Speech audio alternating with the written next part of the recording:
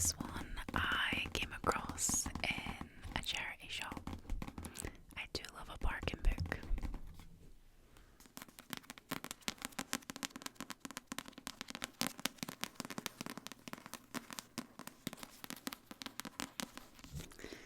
And it is called Pray by Michael Crichton.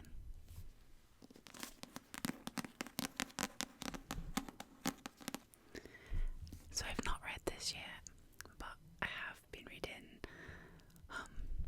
some Michael Crichton books recently.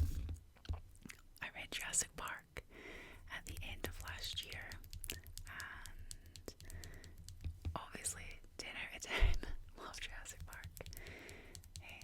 And I read, it's kind of a Michael Crichton book, but James Patterson kind of finished it for him.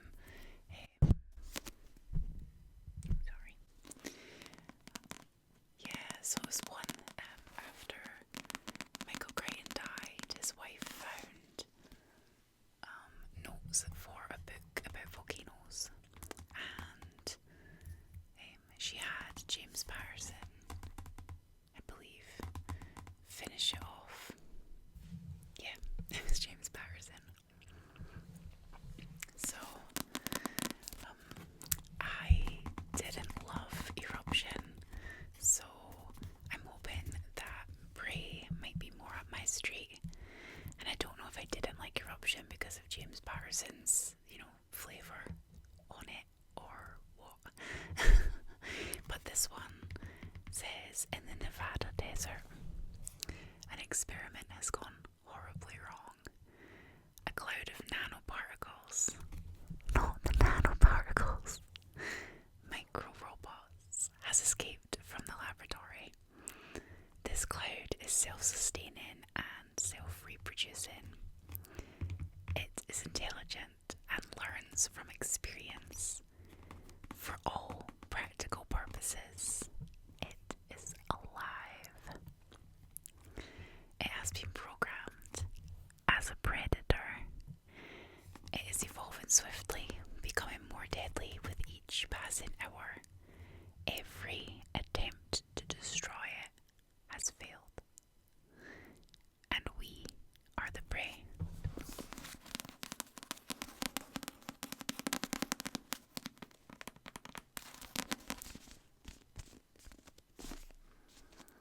So that one was just a little random purchase when I saw it in the thrift store.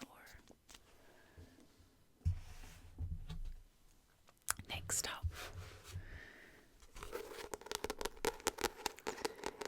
we have Whale Fall by Elizabeth O'Connor.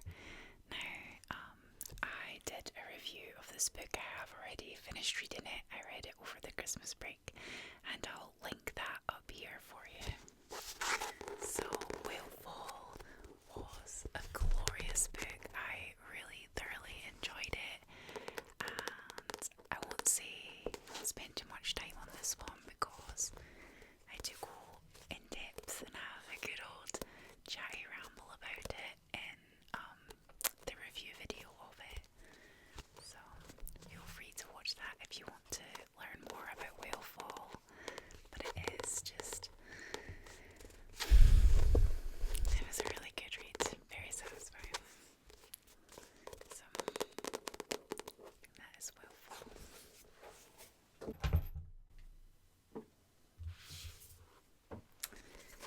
Next up we have The Artful Edit, and this one is by Susan Bell.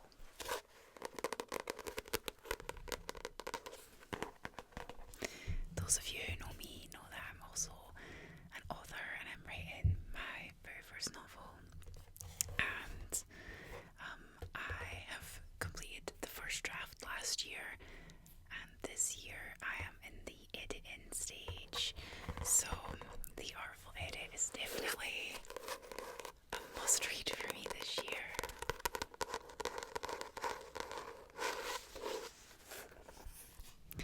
The Artful Edit explores the many-faceted and often misunderstood or simply overlooked art of editing. Brimming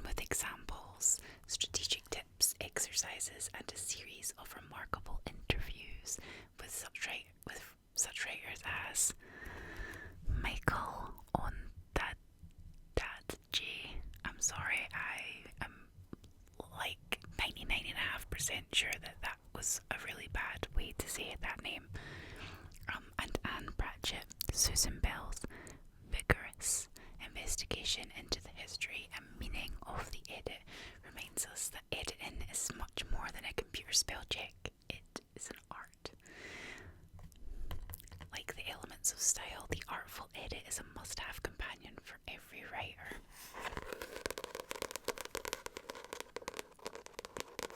So this one is non-fiction, and I really like to go through these and highlight them and put little tabs and markers in them, so if there's anything that I think I will want to revisit later, it's nice and easy to find when I need it.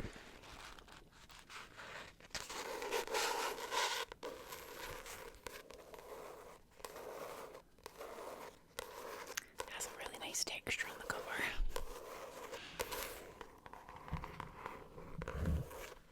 I hope that sounds as good as I believe it does.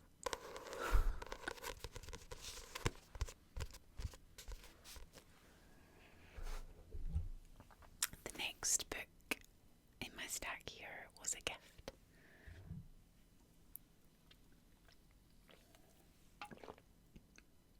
Well, actually, my husband got me this one, so this one was a gift too. This was part of my Christmas. Whalefall I got myself. And in the Whalefall video, I say that I got it from Waterstones in Miami. There is no Waterstones in Miami. I'm surprised none of you guys called me out on it. Come on.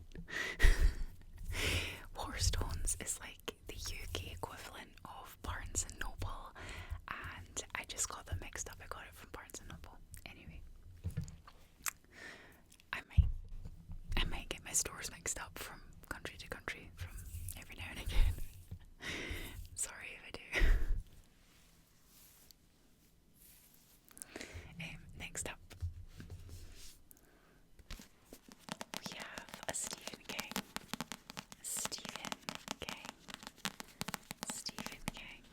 And this one is called Fairy Tale.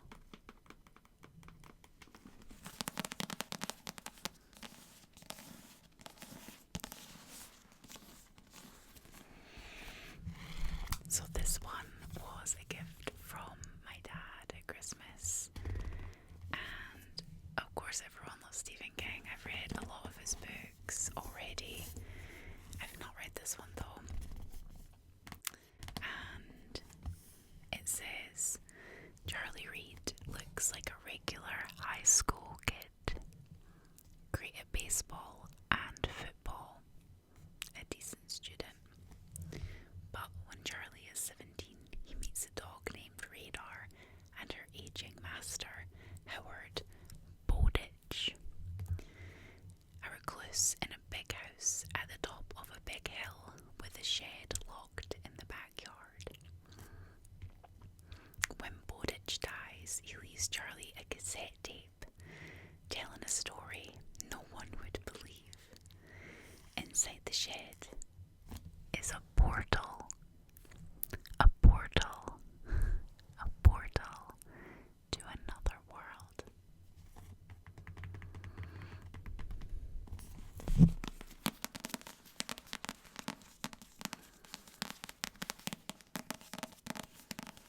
And this one is a pretty decent size.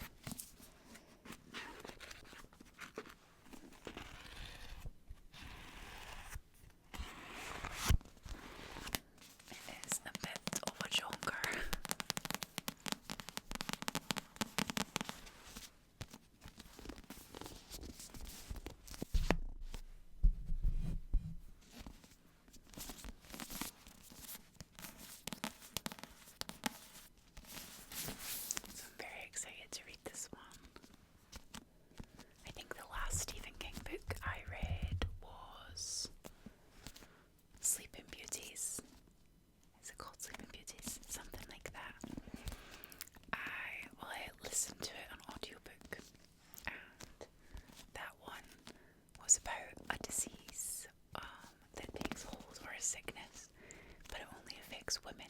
So all the women in the world, if they go to sleep, they don't wake up. So that was a really good one. So I'm sure this one will be just as satisfying.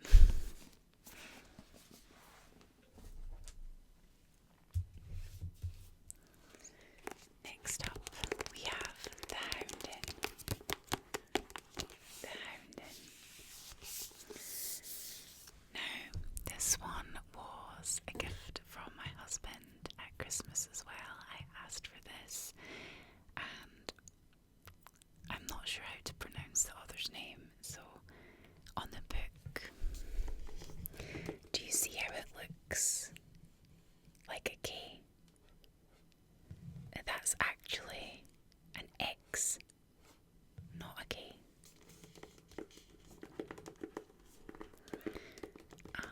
The author was born, I believe, in Japan, and I don't really know anything about Japanese pronunciations of things, or even if that's a Japanese name, I'm not sure.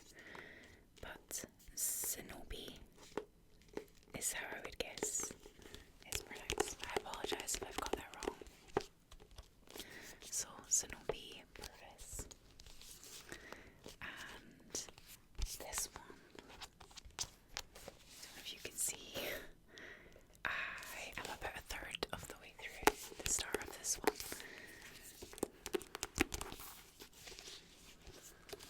And it is about 5 little girls. They're sisters. And I haven't found out why yet, but the villagers start to think that they're turning into dogs. I'll read the back to you. Oh, in fact, the blurb's in the cover here. So, it is marketed as The Crucible Meets the Virgin Suicides, in this haunting debut about 5 sisters in a small village in 18th century England whose neighbours are convinced they're turning into dogs. Even before the rumours about the Mansfield girls begin, Little Nettlebed is a village steeped in the uncanny. From strange creatures that wash up on the riverbank to portentous ravens gathering on the roofs of people about to die. But when the villagers start to hear barking, and one claims to see the Mansfield sisters transform before his very eyes, the allegations spark fascination and fear like nothing has before. The truth is that though the inhabitants of Little Nettlebed have never much liked the Mansfield girls, a little odd, some think, a little high on themselves, perhaps, they've always had plenty to say about them. As the rotating and frequently conflicting perspectives of 5 villagers quickly make clear, now is no exception. Even if local belief in witchcraft is waning, an aversion to difference is as widespread as ever, and these narratives all point to the same ultimate conclusion. Something isn't right in Little Nettlebed, and the sisters will be the ones to pay for it. And then it says, a richly atmospheric parable of the pleasures and perils of female defiance. The Hounding considers whether at any age it might be safer to be a dog than an unusual young girl.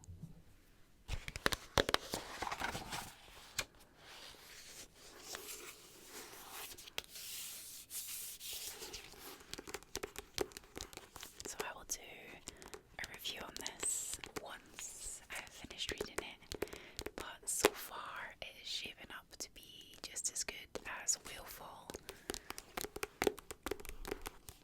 just as enjoyable, and really nicely written so far.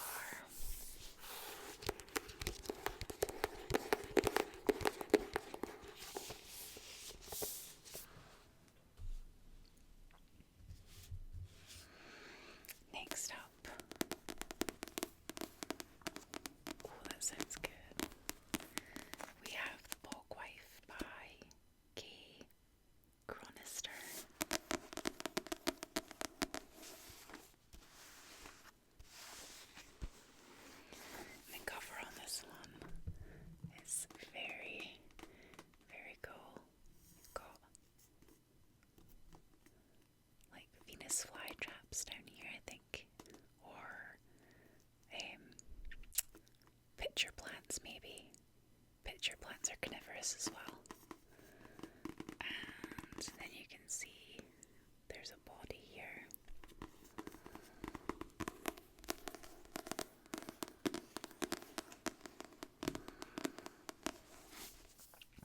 So this one was also a Christmas gift from my husband. I gave him a list of books that I wanted to read and let him pick some from it.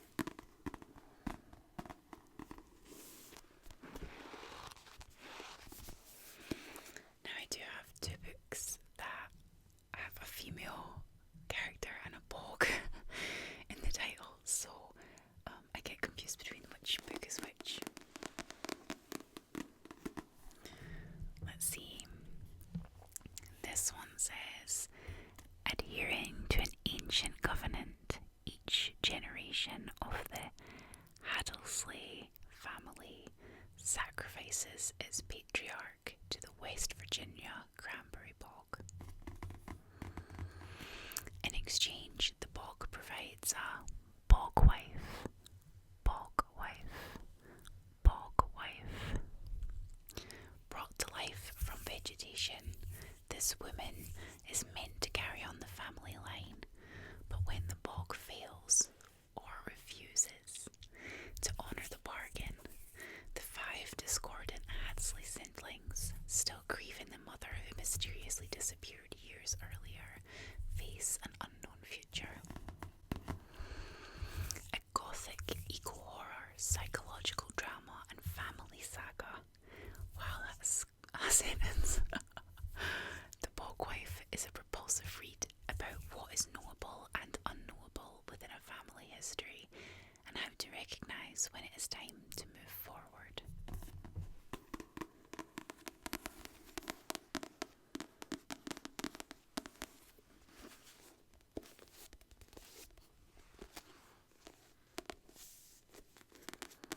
So that is a Bog Wife.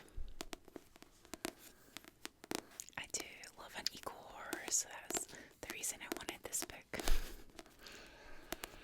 Any books with some sort of like eco theme or climate theme in it. Like I'm a sucker for movies like that too, you know, like Twister or The Day After Tomorrow. I do love an ecological disaster.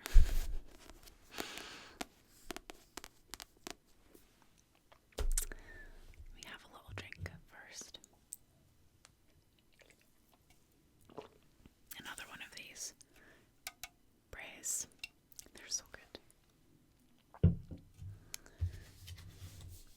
So next up is the other bog book. This one's called Bog Queen. And if you look, the Bog Wife and the Bog Queen, you can see why it's easy to get them muddled up. Both have a dead woman and lots of plants on the cover. So the Bog Queen, I got myself, I think I'd been to another bookstore when I was at a doctor's appointment, and there was like a nice big bookstore.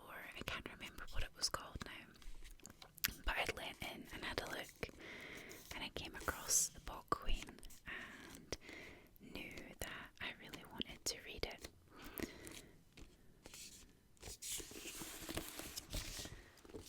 So, the Bog Queen. When a body is found in a bog in northwest England, Agnes, a forensic anthropologist, is called to investigate. But this body is not like one she's ever seen. Though its bones prove it was buried more than 2,000 years ago, it is almost completely preserved. Soon Agnes is drawn into a mystery from the distant past, called to understand and avenge the death of an Iron Age woman, more like her than she knows. Along the way, she must contend with explorers who want to profit from the bog, and activists who demand that the land be left undisturbed. Then there's the moss itself, a complex repository of artifacts and remains, with its own dark stories to tell. As Agnes faces the deep history of what she has unearthed, she's also forced to question what she thought she knew about her talent, her self-reliance, and her place in the world. Flashing between the uncertainty of post-Brexit England and Europe at the dawn of the Roman era, Bog Queen brims with contemporary urgency and ancient wisdom as it connects across time to gifted, far-sighted young women learning to harness their strange strengths in a landscape more mysterious and complex than either can imagine.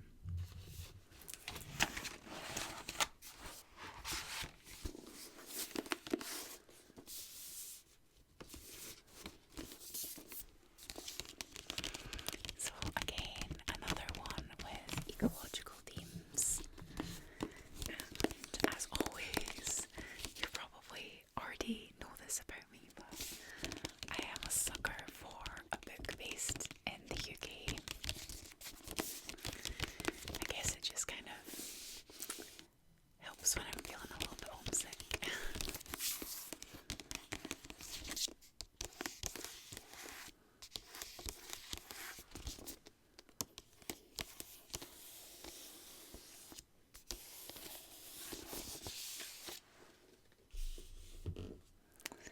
Next up, we have Rebecca Ross, Wild Reverence. Wild Reverence. Now this is a bit more of a wild card purchase for me, and I'll explain why.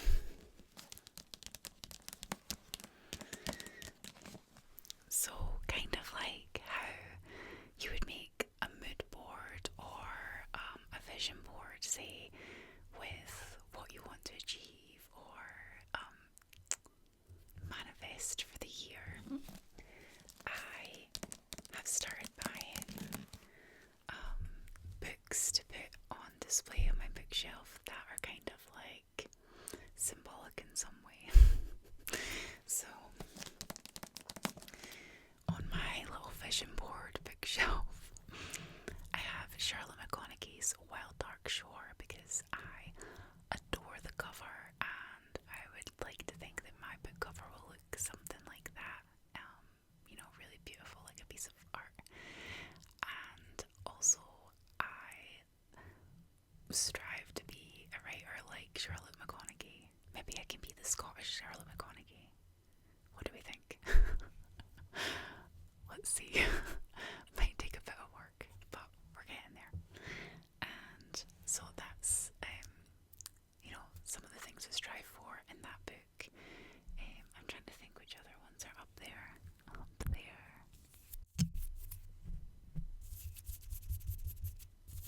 Oh yeah.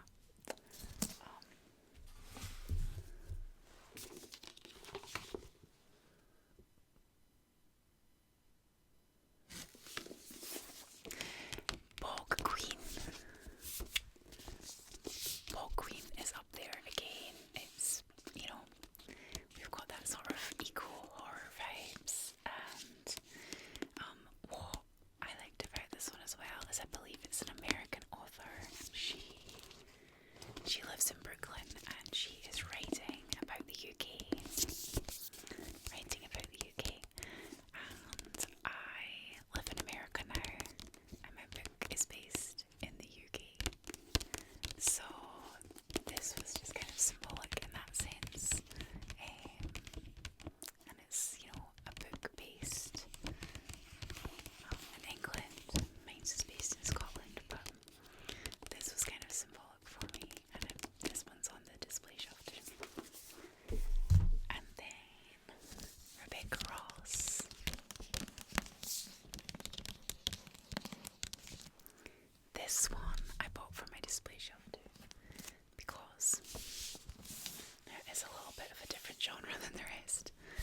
I do read fantasy too, although not a huge fan of like super romancy things, and I do believe this has got a lot of that, but I'm going to give it a try.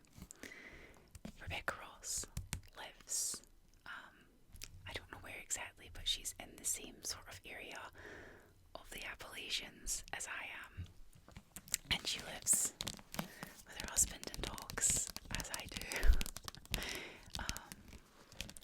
So for me, this was just kind of like, there's another girl out there in these hills, in these hollers, writing books and getting book deals, and why can't I?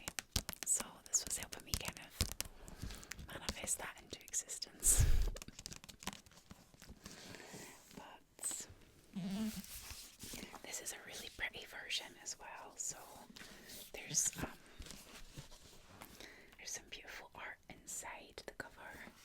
This has got the sprayed black edges. And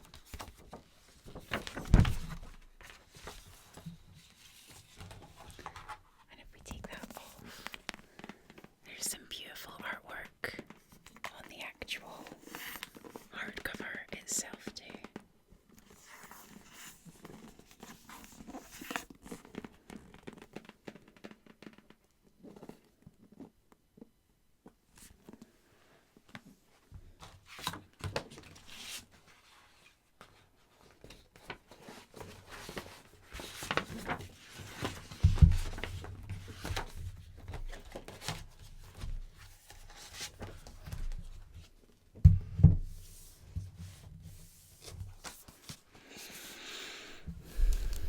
So that is a wild reference.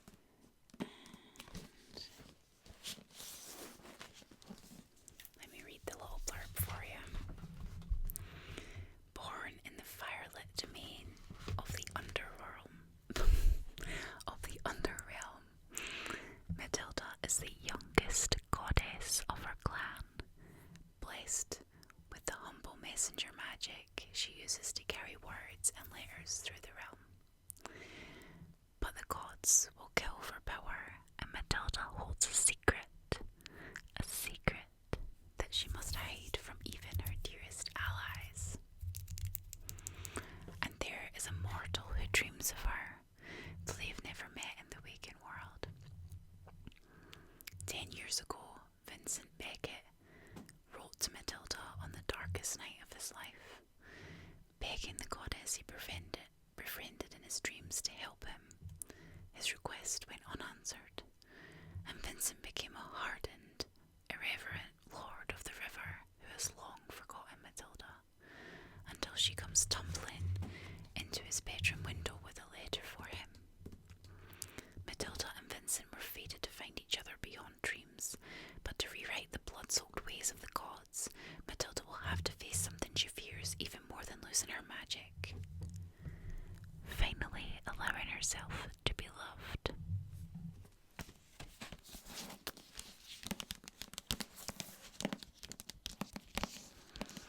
It's a very pretty cover.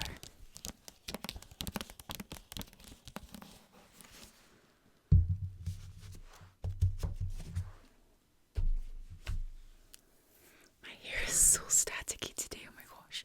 I don't know what's got into it. And lastly, the last book is kind of 2 books, sort of.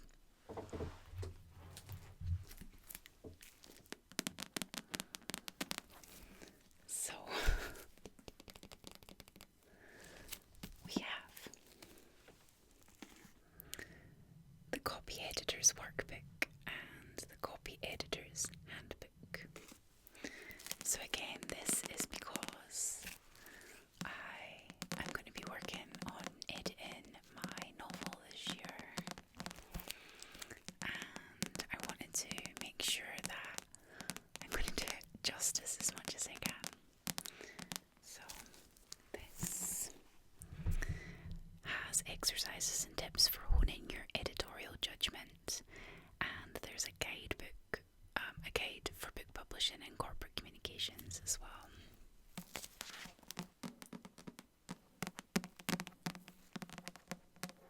Oh, that sounds good.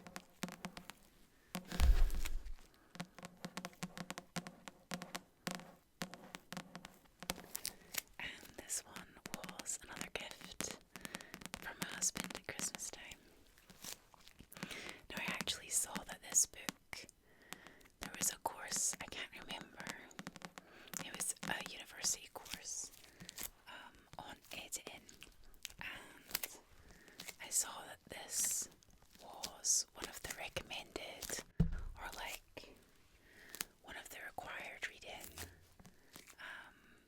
books. So I wanted to get that and just work my way through it at my own pace, rather than committing to a course when I already know I've got a lot going on this year.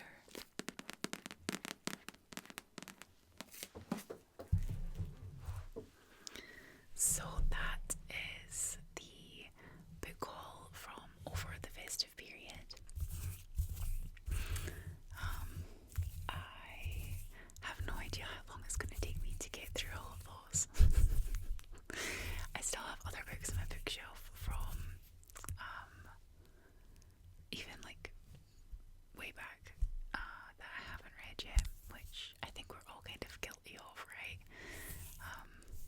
I think the problem is I tend to read digitally more than physical copies, because I like to read in bed at night, and I don't want to have a lamp on and keep other people awake, so I just have it on my phone with like dark mode and the screen brightness turned all the way down, so that like it's not disruptive.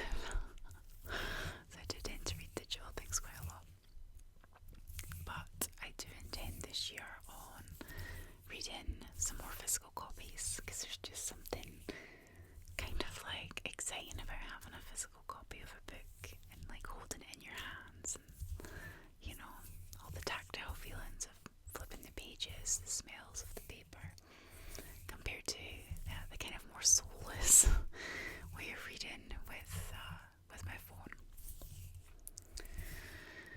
But that is it for just now, you guys. If you've enjoyed this content, please do let me know down below, or give me a little like or follow, so it doesn't feel like I'm just talking to the ethers. And also, if you like similar books to the ones I have here, please do comment and let me know what other books you think that I should read. Sorry. Please do comment and let me know what other books you think I should read.